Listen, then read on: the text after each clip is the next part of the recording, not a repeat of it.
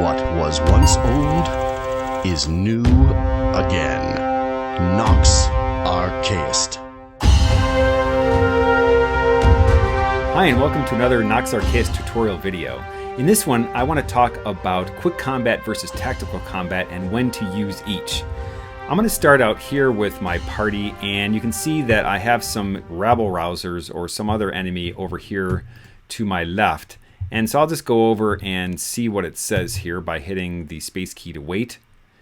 And these are rabble-rousers, and it asks whether I want to do quick combat or tactical combat. The game isn't giving me any sort of warning message to indicate that these are tough foes, so I shouldn't have any problems using quick combat. There may be some times when you actually don't want to use quick combat, even though the computer suggests that you can.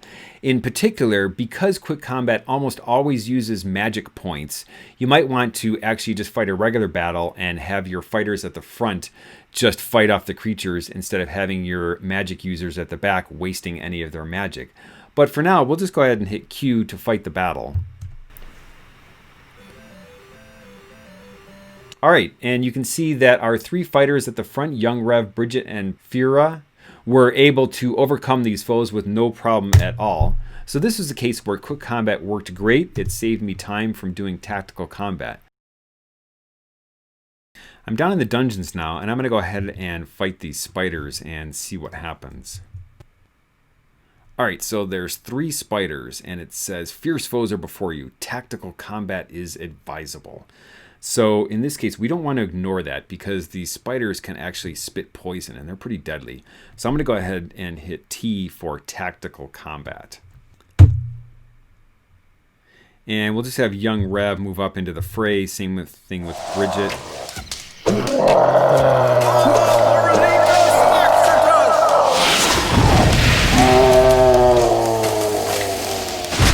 Alright, so we managed to kill all of the spiders using tactical combat, although we did lose poor Fira. Maybe it's because we don't know how to pronounce her name, so we'll have to go back to the temple and get her resurrected. So as you saw, in this case, it was asking me whether I wanted to use quick combat or tactical combat because it knew that the foes were actually really tough compared to my level. I chose not to use quick combat because it probably would have ended in disaster.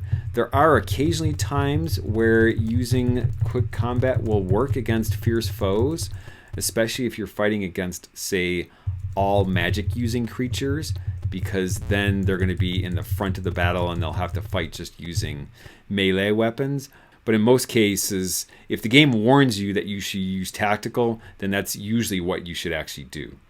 Let's go ahead and we'll wait for a couple hours so we don't have to worry about monsters coming at night, because they definitely come out way more at nighttime.